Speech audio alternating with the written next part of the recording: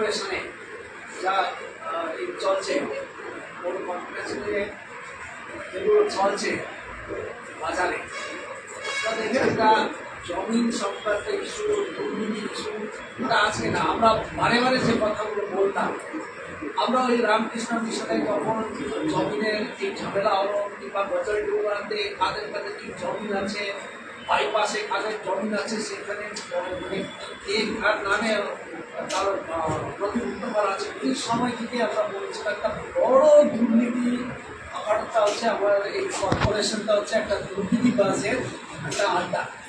ওই দিন থেকে আমরা বলেছিলাম এই সার্বিক ব্যর্থতা এবং দুর্নীতি হচ্ছে এই বোর্ডের আজকে দুর্নীতি আমরা বলছি না, তাদের ভিতর থেকে বলতে শুরু করছে, তাদের হিয়ারিং কাউন্সিলরা বলতে শুরু করেছে, তাদের মধ্যে প্রচণ্ড ক্ষোভ শুরু হয়েছে। আজকে এক একটা জমিন, তার বিভিন্ন বিল্ডিং এবং বিভিন্ন সংক্রান্ত যে জাতীয় যে মানে করাপশনগুলো আজকে এক্সপোজ হতে শুরু করছে। মানুষের, সাধারণ মানুষের যে পরিষেবার কথা পাওয়ার কথা, সেটা দেওয়ার ক্ষেত্রে একবারে ব্যর্থ। দেখে রাস্তাঘাটে যে অবস্থা, বেহাল অবস্থা, যানজটের যে বেহাল অবস্থা, তো আজকে দেখবে বিভিন্নভাবে যে মানে পরিষেবাগুলো, সুবিধাগুলো পেত, সেটা একবারে বন্ধ হয়ে গেছে। এই কর্পোরেশন একটা মিথ্যাকে ভিত্তি করে চলছে। তো যাই বলুন, মেয়রকে বলুন কিংবা যে দুয়ারের সংখ্যা বলুন, যাই করুন, কিন্তু কোনোটাই হচ্ছে ফ্রুটফুল করার মতো। মানুষের যে ট্যাক্স পে করে, এই ট্যাক্স পে মানুষের জনসাধারণে, আমাদের শহরের নাগরিকদের যার সুবিধা, তার পরিষেবা দেওয়ার ক্ষেত্রে প্রচণ্ডভাবে তারা হচ্ছে তাদের গাফিলতি, তারা সার্বিক তাদের ব্যর্থতা। এই জন্যে আমরা দার্জিলিং জেলা কমিটি ঠিক করেছি, আমরা 1 সপ্তাহব্যাপী ব্যাপক এর দুর্নীতি বিরোধে, এই দুর্নীতি যখন তাদের ভিতর থেকে নিজের মতন তাদের অবিশ্বাসের জায়গা চলে গেছে, তাহলে কি মেয়রকে তাহলে পদে থাকা উচিত? নৈতিকতা আমরা প্রশ্ন করেছি। তাহলে কি এই দুর্নীতি বা দুর্নীতিগ্রস্ত এই বোর্ড কি থাকবে, নাকি এর অপসারণ দরকার? এই জায়গাতে দাঁড়িয়ে আমরা নাগরিকদের পাশে যাব, নাগরিকদের সাথে কথা বলবো। আমরা আন্দোলন, এই জোর, দুর্নীতিবাদ, এই বোর্ড চরম ব্যর্থতা আমরা একদম জনগণের কাছে নিয়ে গিয়ে আমরা আগামী 10 তারিখে একটা বড় বিক্ষোভ কর্মসূচিতে দার্জিলিং জেলা কমিটি যাব। এর মধ্যে এই সংক্রান্ত কী ধরনের দুর্নীতি, তার ভোটের ভিতরে আমাদের 4 জন কাউন্সিলর কীভাবে লড়াই করে, এবং হচ্ছে এই লড়াইটা হয়তো কোনো জায়গা প্রকাশেও আসে না, কিন্তু ভিতরে যে চরমভাবে লড়াই, শুধু এখন ভিতরে লড়াই করবে না, আমরা বাইরে জনগণকে নিয়ে আমরা বাইরেও লড়াই করে, যেমন ভিতরে লড়াই সে বাইরে লড়াই করবে।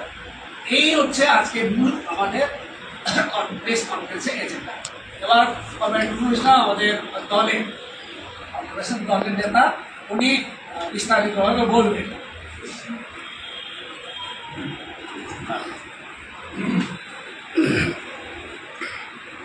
আপনারা শুনলেন,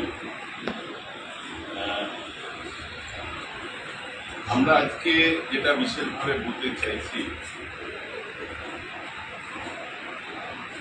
শিলিগুড়ি কর্পোরেশনের দুর্নীতি। আজকে আমরা শুধু বলছি না,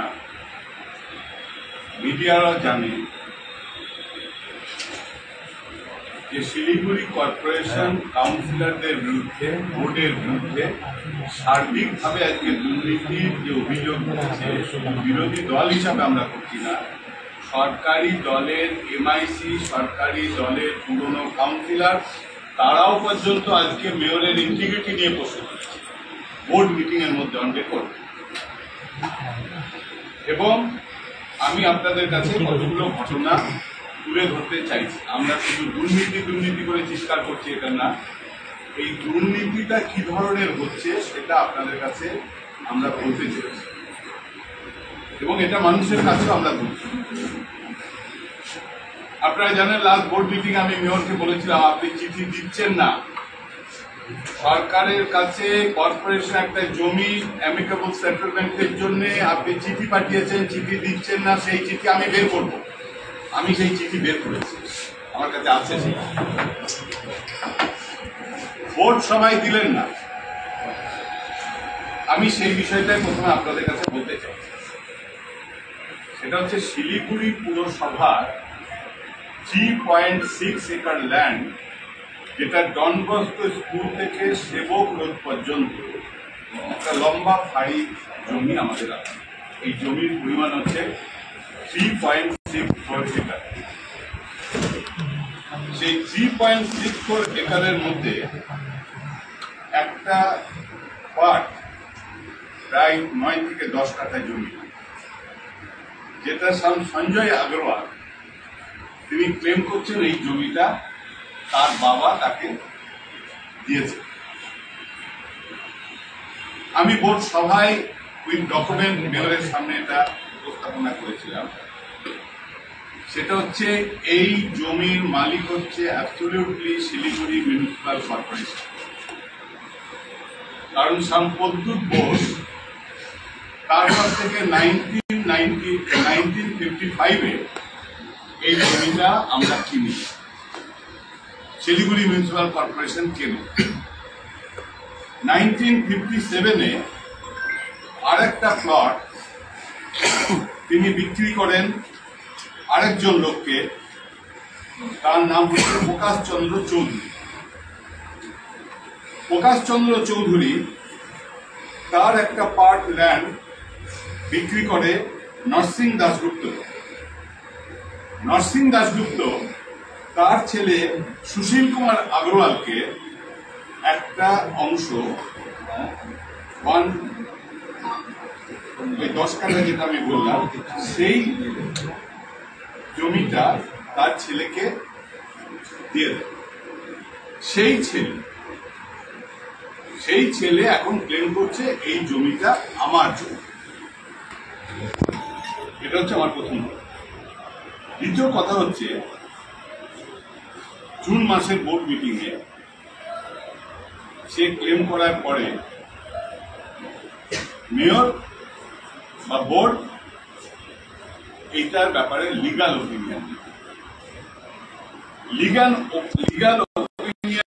নেওয়ার সময় যিনি লিগাল ওপিনিয়ন দিয়েছেন তিনি এখানে বললেন যে সত্যি সত্যি কর্পোরেশন, জাস্ট আমি লেখাটা আপনাদের পড়ে শোনাচ্ছি। It is an evident that SMC has been possessing an area in excess of the land lawfully owned by it in terms of the deed of rectification beginning such and such. Legal opinion দিয়ে বলছে যে corporation এই জমিটা occupy করে আছে, তার মানে ও যেটা ক্লেম করছে কর্পোরেশন সেটাকে জাস্টিফাই করবে।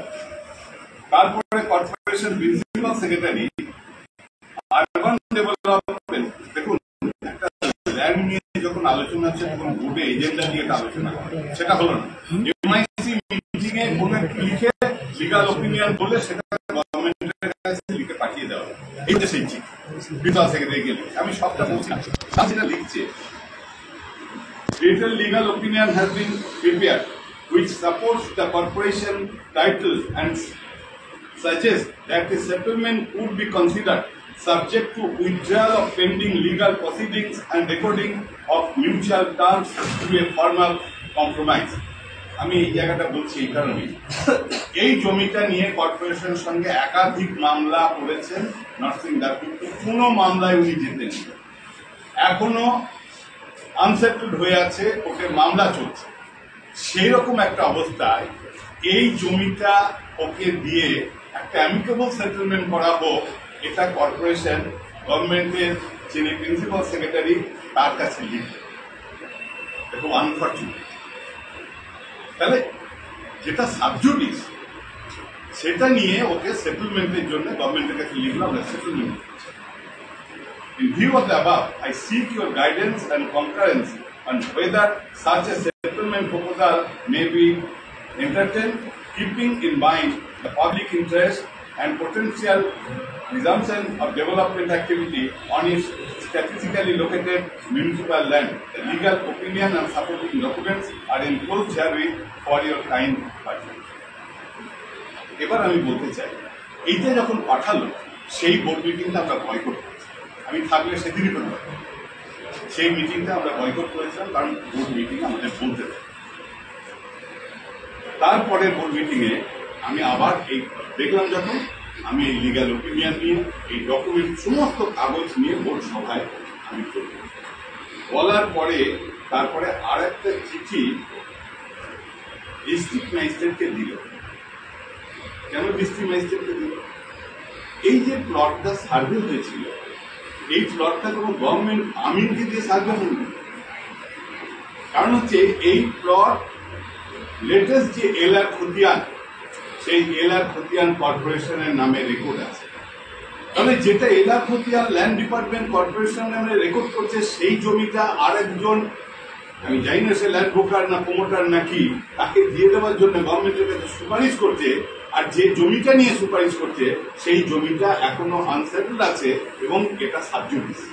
কিভাবে কর্পোরেশন এটা সেটেল করার জন্য, এইখানেই হচ্ছে আমাদের সন্দেহ। তাহলে একজন ক্লেম করছে কর্পোরেশনের জমি, আর কর্পোরেশন নিজের নামে এলাকা খতিয়ান, আপ টু ডেট এলাকা খতিয়ান আছে, সেই জমিটা দেওয়ার ব্যাপারে তড়িঘড়ি কেন বোর্ড এইটা প্রিন্সিপাল সেক্রেটারির কাছে ডিমান্ড করে? আমাদের সন্দেহ ওই লোকটাকে 10 কোটি টাকার জমি, কারণ ওখানে প্রায় 1 কোটি করে কাটা হবে বা তার কম হতে, 9 কোটি 10 কোটি টাকার জমি একটা লোককে আমি পাইয়ে দেবো, যেটা যে প্রপার্টি হচ্ছে পাবলিক প্রপার্টি, যে সবাই হচ্ছে শিলিগুড়ির কর্পোরেশনের প্রপার্টি, শিলিগুড়ি মানুষের প্রপার্টি। এটা আমাদের একদম। দ্বিতীয় হচ্ছে, এই চিঠিতে উল্লেখ করেছে যে আমি যেহেতু এখানে বলছে, however, during the subsequent meeting of the Board of Councillors held on 29/6/2025, a concern was raised by one of the councillors regarding the fact that the survey of the said plot had been conducted by a private surveyor. ওরা নিজেরাই বলছে এই চিঠিটা কিন্তু corporation দিয়েছে এবং কমিশনারের সই করা ডিএমকে দিয়েছে। অর্থাৎ আমি যে কথাটা বোর্ড মিটিং এ বললাম, আলটিমেটলি সেটা ওরা স্বীকার করছে যে হ্যাঁ প্রাইভেট থেকে। তারপরে বলেছে সরকারি উকিলকে দিয়ে মাপানো হোক, আর গভর্নমেন্টের কাছে একটা চিঠি লিখে বলেছে আপাতত এটা। আচ্ছা, সাপোজ এটা যদি কোনো কাউন্সিলর না তুলছে, যে কমিশনার সই করেছে তার দায়িত্ব নেন, তিনি দেখবেন না? যে বোর্ড আমাদের অ্যাবসেন্সে, যে বোর্ড এটাকে অ্যাপ্রুভ করবে, বিজেপি লোকরাও তো ঠিক, কেউ আপত্তি করে, একমাত্র আমরা আপত্তি করার পর এই জমিটা আমরা সেই জন্য করছি। এর আমরা চাই এই প্লট আরো 3টে প্লট, যেটা দেখবেন মাউন্ট হোপ ভিউ লিমিটেড বলে আছে, সে 79 প্লট, 79 প্লট আমাদের নামে জমি, ওই 3.64 একরের মধ্যে এই জমিটা সে আবার তার কাছ থেকে কিনেছে, সে এখন বিক্রি করার জন্য লোক খুঁজে পায়, সেই জমিটাও হচ্ছে কর্পোরেশন। আমার প্রশ্ন হচ্ছে, এই প্রশ্নগুলো বিরোধীদের তুলতে হবে কেন? এই জমিগুলো রক্ষা করার দায়িত্ব আজকে যারা বোর্ডে আছেন তাদের, আর এর সঙ্গে এক শ্রেণীর সরকারি কর্মচারীও যুক্ত। কারণ দেখবেন এই 79 প্লটে এখানে কিন্তু কর্পোরেশনের নামে রেকর্ড ছিল। কর্পোরেশনের নামে রেকর্ডটা 2020 সালে, এটাকে ওরা 2020 সালের আগে এটা হচ্ছে ওই মাউন্ট ভিউর নামে রেকর্ড করে। এই রেকর্ড করার ক্ষেত্রে কারা সহযোগিতা করেছিল? কারা সহযোগিতা করতে, সেটা হচ্ছে যিনি বিএলআরও ছিলেন, তিনি এটা করেছেন। সে ভেরি মাচ জানতেন বিএলআর এই জমিটা কর্পোরেশনের, কিন্তু তারপরেও মাউন্ট ভিউর নামে তিনি রেকর্ড করেন। সেই প্রশ্ন আমরা বলতে চাই।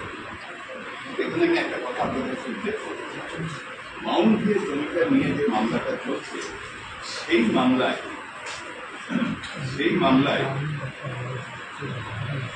আমি একটা কেস নাম্বার বলছি আপনাদের, সেটা হচ্ছে কেস নাম্বার হচ্ছে 13-B/29/2021। এই কেসে আমাদের উকিল ছিলেন, কর্পোরেশন উকিল ছিলেন অরিন্দম। এই কেসে আমাদের বিরোধী উকিল ছিল সেটা হচ্ছে পার্থ চৌধুরী। দেখবেন লাস্ট বোর্ড মিটিংয়ে আমি মানে আমাদের প্যানেল লয়ারদের যে নামের তালিকা চেয়েছিলাম তার মধ্যে এই পার্থ চৌধুরীর নামটা ইনক্লুড। সে কর্পোরেশনের জমির বিরুদ্ধে লড়াই করছে মাউন্ট ভিউকে পাইয়ে দেওয়ার জন্য, সেই লোকটা কর্পোরেশনের প্যানেলের মধ্যে আছে। আমি এটা বোর্ড মিটিংয়ে বলেছি, মেয়রকে এটা বললাম, যেহেতু বরের ঘরের পিসি আর বোনের ঘরের মাসির মতো অবস্থা, আমাদের বিরুদ্ধে লড়াই করছে, আবার আমাদের প্যানেলে তার নামটা থাকছে। এইভাবে দেখবেন জমিটাকে যেভাবেই হোক যে ডেভেলপাররা দাবি করছে কর্পোরেশনের জমি তাদেরকে পাইয়ে দেওয়ার একটা সাপোর্ট কিন্তু এই আর আমি সেলসেন কলেজে ঢোকার মুখে দেখবেন 105-106 দাগে টোটাল 9 একর জমি, কিছুটা 10 একর জমি আমাদের টোটাল। সেই জমি ডিমার্কেট করে আমরা যখন বোর্ডে ছিলাম উদ্ধার করেছি, এবং উদ্ধার করার পরে সেখানে আমাদের নামে রেকর্ড হয়েছে। সেখানে মানে ওই প্রিন্সিপালের সামনে বসে ডিমার্কেশন হয়েছে। ডিমার্কেশন করার পর আমরা আমাদের বাউন্ডারি, আমি রিসেন্ট দেখলাম ওরা আবার একটা বাউন্ডারি দিয়ে নিজেদের কর্পোরেশনের জমি দান ফায়দাতি হতে থাকবে, কর্পোরেশনের জমি বিভিন্ন ডেভেলপাররা পেয়ে যাবে, একটা নিয়ম নীতি কিছু থাকবে। এই জমি রক্ষা করার ক্ষেত্রে একদম চোখ বন্ধ করে আছে এই পুরো বোর্ড। এই তিনটে বিষয় নিয়েই আমরা কোনো একজন এক্সিস্টিং জাজকে দিয়ে নিরপেক্ষভাবে তদন্ত করানো হোক এবং এর সমস্ত বিষয়টা জনমানুষের নিয়ে আসা হোক, এটা আমাদের দাবি। বোর্ডের সাথে কি ব্রোকারদের কোনো যোগসাযোগ রয়েছে বলে আমি তো যা বলার বলে দিলাম, সেটা আপনারা ঠিক করুন আছে কি নেই। বিএলআরও যেমন জড়িত আছে, তেমনি এটা পরিষ্কার যে কর্পোরেশনের বেশ কিছু স্টাফ এবং আমি তো বলছি তাদের নাম স্টাফ আছে কিনা আমি জানি না, কর্পোরেশন স্টাফ আছে কিনা আমি জানি না। কেউ তো অ্যাপ্রোচ বোর্ডের করেনি। নজরে না, এটা তো কোনো স্টাফ পাঠায়নি, এটা তো বোর্ড মিটিং এ রেজুলেশন করে পাঠিয়েছে। না, কেউ তো অ্যাপ্রোচ করেছে বিএলআরওর কাছে যে এই কাজগুলো করে এইভাবে করতে হবে, কারণ কেউ না কেউ তো আছে। সেটা আমি জানি না, সেটা কি আপনারা পেয়েছেন? আমার না, আমার মূল কথাটা হচ্ছে কর্পোরেশনের এই জমির সমস্ত নারী নক্ষত্র, তারপরেও কর্পোরেশনের দাবি হচ্ছে যে এটা একটা অ্যামিকেবল সেটেলমেন্ট করে নেওয়া হোক। আমি বোর্ড মিটিংয়ে কি বলেছি, কার জমি আছে আমার দেখা, কিন্তু 1955-এ যে জমি আমরা ওখানে করেছি, আচ্ছা ওই বাড়িটা হলো কি করে? 2009 পর্যন্ত আমরা বোর্ডে ছিলাম, কোনো তো কোর্ট গেছেন, সে একটা বাউন্ডারি নিয়ে একটা কেস ছিল অনেক পুরনো 1975 থেকে, এটা আলাদা। কিন্তু কেউ ক্লেম করতে পারেনি, কেউ রেকর্ড চেঞ্জ করতে পারেনি এই সময়ের মধ্যে হচ্ছে কেন, এবং এটা করছে বিএলআর অফিস। ফলে তাদের বিরুদ্ধেও কিন্তু কোনো ব্যবস্থা নেই। আমরা সেই জন্য করছি কারা দায়ী, কিভাবে হচ্ছে, এই গোটার দায় একটা এক্সিস্টিং জাজকে দিয়ে ইনকোয়ারি করে এটা পাবলিকের কাছে, মানুষের কাছে জানানো। এটা হচ্ছে আমাদের প্রথম। নেক্সট আমি আবার বলবো, যদি আপনাদেরকে জিজ্ঞেস করে এই ব্যাপারে, নেক্সট আমি যাবো বিল্ডিং। এবার বলি বিল্ডিং, আমরা তো বোর্ড মিটিংয়ে থাকেন, আপনারা নিশ্চয়ই জানেন, সবাই লেখেন না, কেউ কেউ লেখেন, কেউ কেউ লেখেন না। আমাদের হিলকা রোডের ওয়ারাম বিল্ডিং এ দেখবেন যে একটা বাড়ি ভেঙে সেখানে একটা অফিস ছিল, সেটা একজনকে দেওয়া হলো কমার্শিয়াল, কিন্তু ওরা বললো না রিপেয়ারিং হবে, আইনের 285-এ রিপেয়ারিং এ যদি তাহলে কর্পোরেশন কাজটা বন্ধ করবে। আমি কিন্তু প্রথম দিন সতর্ক করেছি যে 285-এ ওরা যা চাইছে সেটা দেওয়া যায় না।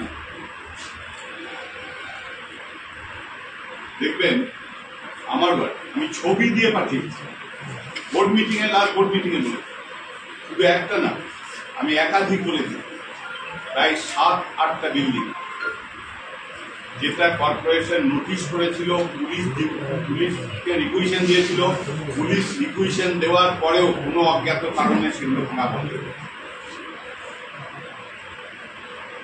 ইকো সেন্সিটিভ জোন 42 এবং 46 নম্বর, দিনের পর দিন বলে যাচ্ছি বেআইনি বাড়ি হয়ে যাচ্ছে। কর্পোরেশন খালি বলছে সেন্ট্রাল গভর্নমেন্টের মধ্যে করতে, আমরা বলেছি এ করেছে এইসব। গোটা শহরটা এখন কোনোটা দখল আমরা শিখেছি। আপনারা তো দেখেছেন লাস্ট বোর্ড মিটিং এ তৃণমূলের কাউন্সিল তিনি তো বললেন এটা নিয়ে দুর্নীতি হচ্ছে, কেন এই কাজটা বন্ধ হচ্ছে।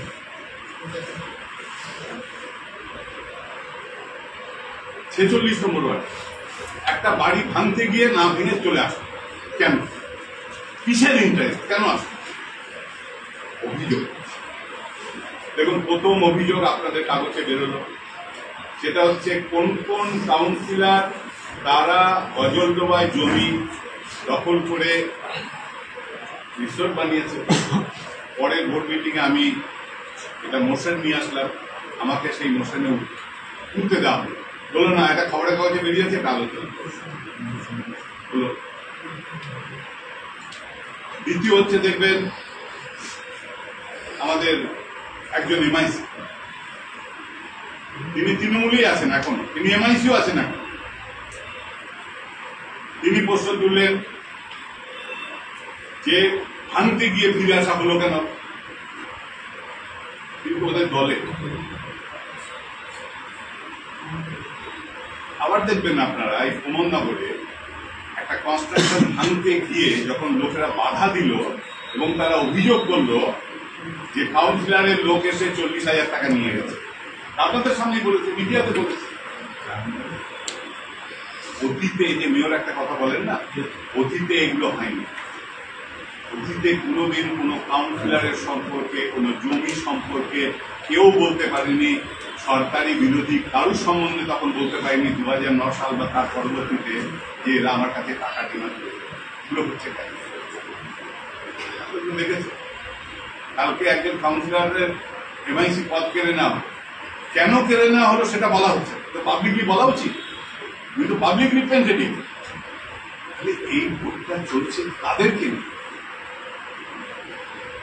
আমরা এই সমস্ত বিষয় নিয়ে আমরা মানুষের কাছে যাব, মানুষকে জানাবো যে তারা ভোট পরিচালনা এবং এর বিরুদ্ধে কোনো এজিটেশন না, এজিটেশন তো একদিনে শেষ, ধারাবাহিক আন্দোলন আমরা চালিয়ে। সামনে পুজো, মেয়র রোজ খালি ভিত্তি করতে বলছে পুজোর আগে সব কাজ শেষ করবো। আমি চ্যালেঞ্জ করে বলছি একটা কাজ উনি করতে পারবেন। 408 জন এনলিস্টেড কন্ট্রাক্টর ডিমান্ড করছে, আমাদের টাকা দিচ্ছে না, কাজ করিয়ে নিয়েছে, আমরা কাজ করব। ওয়ার্ক অর্ডার হয়ে আছে, বড়তে প্রতিবার একটা মেইনটেন্সের জন্য টাকা অ্যালট করা হয়, সেই টাকা এখনো টেন্ডারই হয়নি। টেন্ডার হলে তো কেউ নেবেও না, টেন্ডারই হয়নি, কি করে বলছেন? বড় ফান্ডের টাকা কাজ কেউ নিচ্ছে। রাস্তা একবার মেয়র খুব গর্ব করে বলেছেন শিলিগুড়ির ইতিহাসে হয়নি, আমি একটা টেস্টিং ল্যাব তৈরি করেছি কোয়ালিটি কন্ট্রোলের জন্য, এই প্রথম শিলিগুড়ি কর্পোরেশন করলো, খুব ভালো। এই যে ধর্মনগরের রাস্তাটা 3 বার, 1 বছরে 3 বার, প্রথম হচ্ছে উত্তরবঙ্গ উন্নয়ন দপ্তর করলো, এত তাড়াতাড়ি ম্যাস্টিক রাস্তা কিভাবে নষ্ট হতো, তারপরে 3 বার প্রায় 80 লক্ষ টাকা খরচ করে সেই রাস্তাটা দেখুন আজকে রাস্তা নেই, ওটা একটা বড় হাই ড্রেনে পড়েছে।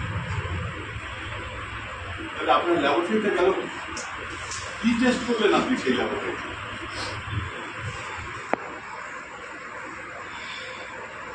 আমি তো বলছি একটা হওয়া উচিত, আমি জানি না এরকম কোন ল্যাবরেটরি পৃথিবীতে আছে কিনা। আমরা যারা কাউন্সিলর, আমরা যেদিন নির্বাচিত হই সেদিন আমাদের সম্পত্তির পরিমাণ কি ছিল আর আজকে আমাদের সবার সম্পত্তির পরিমাণ কত হয়েছে, এটাও কোন একটা ল্যাবে অ্যাসেস করা যাবে। আমি ছিলাম 1 পয়সার মালিক, হয়ে গেলাম 100 কোটি টাকার মালিক। এই অভিযোগ তো আমরা করিনি। বিজেপির তৎকালীন সভাপতি ছিলেন, তিনি এখন কেন্দ্রীয় মন্ত্রী, তিনি তো করেছিলেন। আমি একটা মিটিং এ ডেপুটি মেয়রকে বললাম, আপনি বলেছিলেন মানহানি মান্দা করবেন, করেছেন? এই যে চলছে, কাজ না করতে পারে, করাপশন বেড়ে যাওয়া, এটা নিয়ে আমাদের হার্ড হচ্ছে যান। ওরা প্রতিশ্রুতি দিয়েছেন লিখিত 6 মাসের মধ্যে যানজট, বেআইনি পার্কিং, যথেচ্ছভাবে বিভিন্ন ধরনের ভেহিকেল। সেটা হচ্ছে মাঝে মাঝে কাগজে আমরা দেখি যে ওই একটা দিনবাতি মোড়ে একটা বাস টার্মিনাস করলাম, গিয়ে দেখবেন তো আপনারা, আজকে গিয়ে দেখবেন একটা বাস আছে, একটা লোক আছে, 10 কোটি টাকা খরচ করে বাধা করে। আবার বলছে একটা নাকি ক্যাটল বিলের জমিতে নাকি বাস টার্মিনাস, অন্যদিনই। আমি তো বলেছি মেয়র আশ্বাস বাণী দেন, কিন্তু মেয়র কোনো কাজ করতে পারছেন না। দলের ভিতরে লেগে গেছে গন্ডগোল এইসব নিয়ে, কাজ করতে না পারা। আর বলছেন এইটা হবে। এখন আর কিন্তু মহানন্দা 2 পার দিয়ে ওই 200 কোটি টাকা 300 কোটি টাকা রাস্তার গল্প আর বলেন না। আমি তো বলেছি যে আপনার এই বোর্ডে থাকা অবস্থায় এই রাস্তা আপনি করতে পারবেন, এটা প্রতিশ্রুতি দিচ্ছেন, মানুষকে ভাবটা দিচ্ছেন। গরিব মানুষের 640টা পার্ট আছে বস্তি কলোনিতে যারা বাস করে। এই দেখেন হাউজিং ফর অলের কাজ হচ্ছে কেন্দ্রীয় সরকারের টাকায়, সহযোগিতায়, তার নিজের কন্ট্রিবিউশন, কর্পোরেশন, 3 জন মিলে বাড়ি বানাবার জন্য হাউজিং ফর অল বলে একটি প্রকল্প আছে।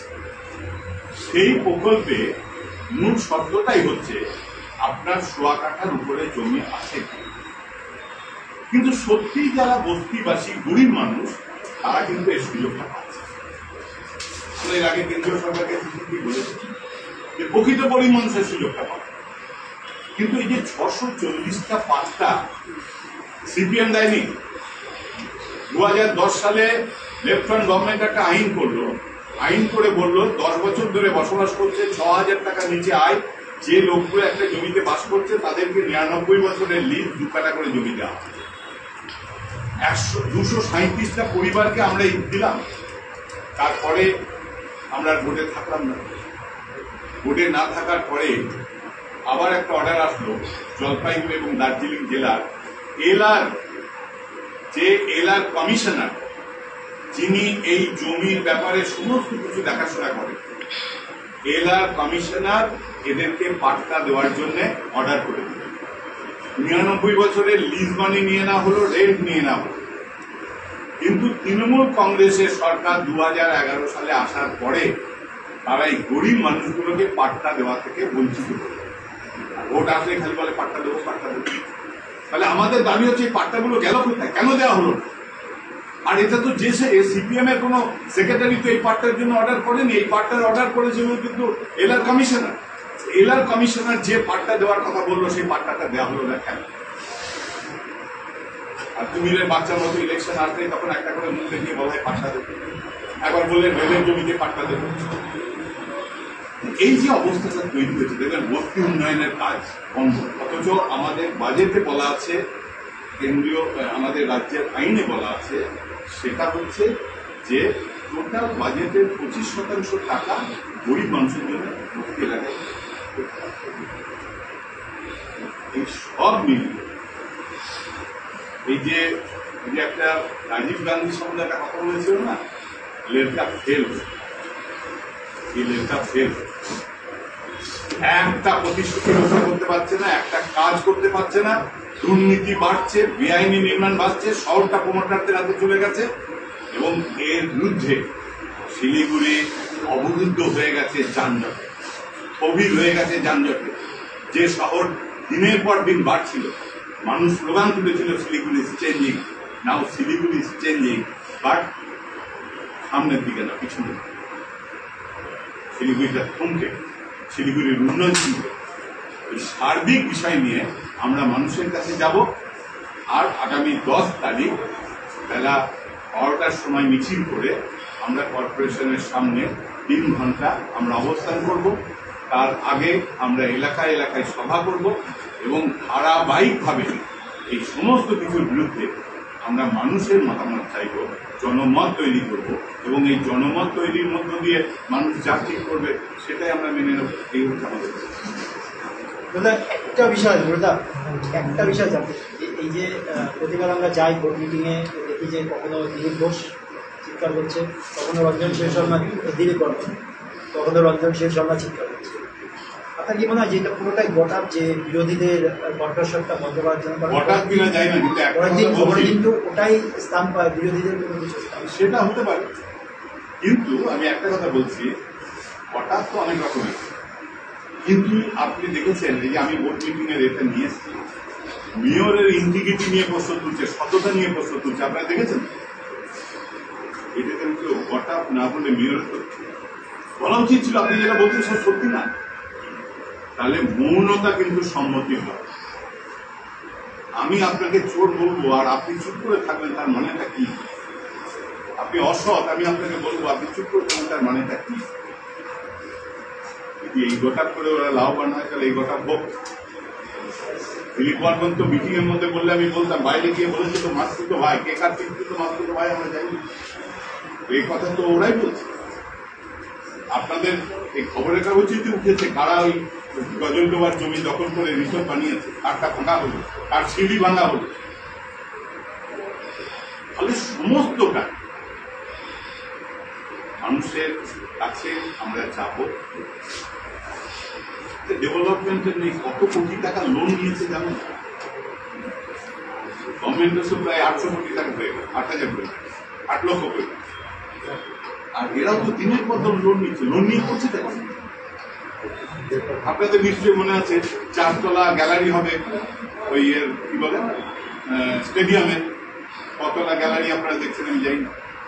প্রথম বোর্ড মিটিং এ বলা হলো ওই বেআইনি একটা ইনডোর স্টেডিয়াম করা হয়েছে, নিয়ম কানুন না দেখে না করে, কোনো কিছু নেই, ওটাকে ভেঙে নিচে পার্কিং করে নতুন করে করা হলো। কই জংশনে ফুটওভার ব্রিজ হবে, কই মহানন্দার দুপাশ দিয়ে 250 কোটি টাকা দিয়ে রাস্তা করা হবে, কই যানজট 6 মাসের মধ্যে নিরসন করা হবে, কই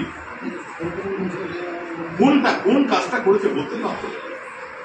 একটাই কাজ, গোটা শিলিগুড়ির মানুষের রক্তটা শরীরের মুখে গিয়ে লেগেছে, সেটা হচ্ছে শিলিগুড়ির ওই তাজমহল বাড়িটা 20 কোটি টাকা দিয়ে বিরাট বাড়ি হচ্ছে, গাড়ি হচ্ছে, এটাই। আর কোনো এটা শিলিগুড়ির মানুষকে জানাবার জন্য আমরা মানুষের কাছে যাব, মানুষকে নিয়ে আন্দোলন করবো, তারপরে যা ঠিক করবে মানুষ। এই এলাকায় এলাকায় সবাই আপনারা চলছে, আমাদের এখনো চলছে,